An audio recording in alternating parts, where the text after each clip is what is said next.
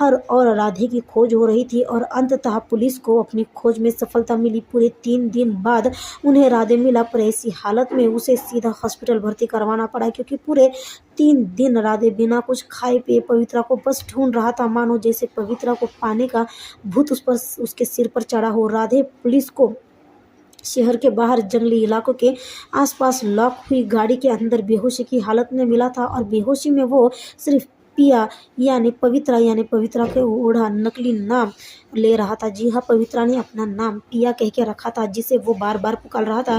राधे बेहद कमजोर हो गया था तथा बिना कुछ खाए पिए ठंड में ज्यादा सफर करने के कारण उसे तेज बुखार भी चढ़ चुका था। महेंद्र जानता था कि उसका बेटा लाख गलत हो सकता है, पर ऐसे इस तरह बीमार पड़ने तक यूं ऐसे पवित्रा का बार बार नाम लेना महेंद्र के दिल में अलग ही डर बैठा जा रहा था। ऊपर से राधे की तबीयत देख उसे राधे की बेहद चिंता होने लगी थी, पर उसे समझ नहीं आ रहा था कि वो करे तो क्या करे और आखिरकार हुआ क्या है ये जो राधे ऐसी हालत में है। अब इस बात का जवाब तो खुद राधे भी न जान पाया था कि एक अनजान लड़की के प्रति उसके दिल में इतनी हमदर्दी क्यों पनप रही है। एक तरफा प्यार में घायल हुए राधे अपने ही दिल के हाल से अनजान था, तो यहाँ इधर पवित्रा अपने ही नज़रों में गिर गई थी कि उसने कारण किसी की तकलीफ हुई है, किसी को तकलीफ हुई है, और वो भी राधे जैसे इंसान को जो अभी अभी इंसान बन के सच्ची राह पर चल पड़ा है। भले ही उम्र में कम थी, पर जिंदगी ने दिखाए दिनों से पवित्रा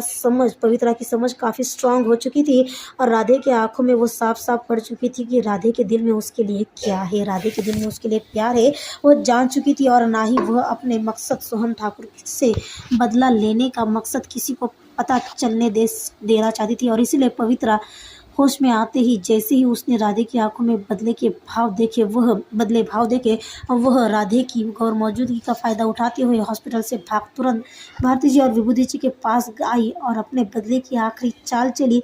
जब भारती जी विभूति जी ने पवित्रा से पूछा कि सोहम ठाकुर को तो वो तड़पा के सजा देना चाहती थी, फिर वो अचानक ऐसी जल्दबाजी की, और तब पवित्रा ने कहा कि हाँ, वो सोहम ठाकुर से बदला लेना चाहती थी, जो सोहम ठाकुर मरते दम तक न भूल पाए। पर पवित्रा इतनी स्वार्थी नहीं हो सकती कि किसी दोषी को सजा देने के लिए किसी निर्दोष के भावनाओं को ठेस पहुंचा दे।